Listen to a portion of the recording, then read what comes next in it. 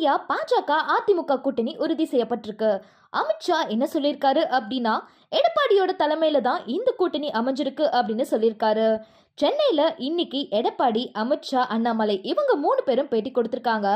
அந்த பேட்டியில என்ன சொல்லியிருக்காங்க அப்படின்னா, தமிழ்நாட்டுல எடப்பாடியோட தலைமையில தான் தேர்தல் நடக்கும் அப்படின்னு சொல்லியிருக்காங்க.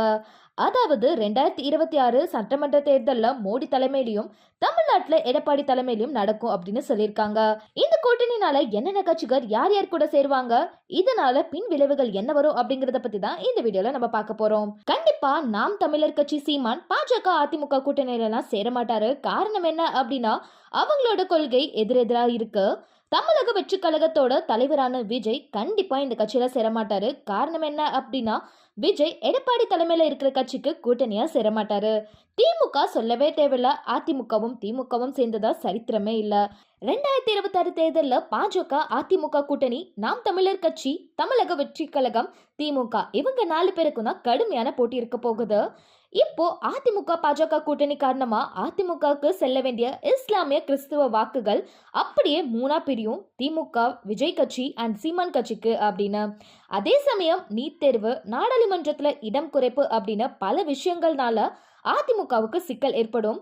தமிழ்நாட்டுல எம்பிக்களோட எண்ணிக்கை குறையும். தமிழ்நாட்டை விட உத்தரப்பிரதேஷ், பீகார்ல எம்பிக்களோட எண்ணிக்கை அதிகரிக்கும். இந்த ஒரு விஷயம் அதிமுகவுக்கு மக்கள் மனசுல ஒரு மிகப்பெரிய வெறுப்பை ஏற்படுத்தும். இது தேர்தல்ல தான் எதிரொலிக்கும். இந்தியால இப்போ மொழி பிரச்சனை அதிகமாயிட்டே இருக்கு. தமிழ்நாட்டுல புதிய தேசிய கொள்கை கடுமையான விமர்சனங்களை சந்திச்சுட்டு வருது. முக்கியமா ஆளும் திமுக இதை கடுமையா எதிர்த்துட்டு வராங்க. இதுல அதிமுக என்ன நிலைப்பாடு எடுக்கும் அப்படின்னு எதிர்பார்ப்புகளும், தமிழக மக்கள் கிட்ட அதிமுக எதிர்ப்புகளும் சந்திக்கும். ஏன்னா இது அதிமுகவுக்கு பெரிய அடையாள பிரச்சனையை உருவாக்கலாம். இந்தி திணிப்பை எதிர்த்துக்கிட்டே கூட்டணியில நீடிக்க முடியாது, கூட்டணியை உருவாக்கவும் முடியாது. நாடாளுமன்ற எம்பி சீட்டுகளை இழக்கவும் அதிமுக ஒப்புக்கொள்ள முடியாது. இது தமிழ்நாட்டில் அதிமுகக்கு எதிராக திரும்பும். இந்த சிக்கலை எடப்பாடி எப்படி எதிர்கொள்ள போறாரு அப்படிங்கிற கேள்வியும் இருந்துட்டு வருது. கூட்டணியில சாதகமான விஷயங்கள் நிறைய இருக்கு. நயினார் நாகேந்திரன் தலைவரா இருக்கிறதுனால அதிமுகக்கு தேவையான இடங்கள்ல கூட்டணிகளை பகிர முடியும். திமுக ஆட்சிக்கு நிறைய எதிர்ப்புகள் இருக்கு. இப்போ அமித்ஷா பேசுறது மூலியமா என்ன தெரியுது அப்படின்னா, டெல்லி ஊழல் வழக்குகளை கையில் எடுக்கிற சூழ்நிலை ஏற்பட்டிருக்கு. திமுகவை பாதிக்கும் பட்சத்துல அதிமுக பாஜக கூட்டணி இங்க டெல்லி ஆதரவோட அடித்து ஆளும் வாய்ப்புகள் இருக்கு. இது எடப்பாடிக்கு சாதகமாகவும் இருக்கு.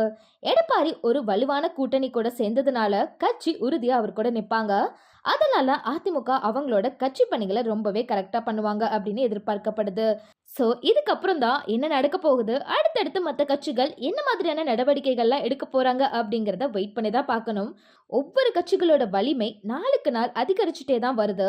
அந்த வகையில் 2026 தேர்தலில் முக்கியமாக போட்டியிட போகிற 4 கட்சிகளும் ரொம்ப வலிமையான கட்சிகள் அப்படிங்கிறதுல சந்தேகமே இல்லை. இதில் யார் ஜெயிப்பாங்க அப்படிங்கிறது தான் மிகப்பெரிய டாஸ்காக இருக்க போகுது. ஸோ இதை பற்றின உங்களோட கருத்தை மறக்காம கமெண்ட் செக்ஷனில் கமெண்ட் பண்ணுங்க. இந்த மாதிரி அப்டேட்ஸ் ஒன்றுக்கு தெரிஞ்சுக்கணும் அப்படின்னா நியூஸ் பஸ்டர் சேனலை சப்ஸ்கிரைப் பண்ணிக்கோங்க.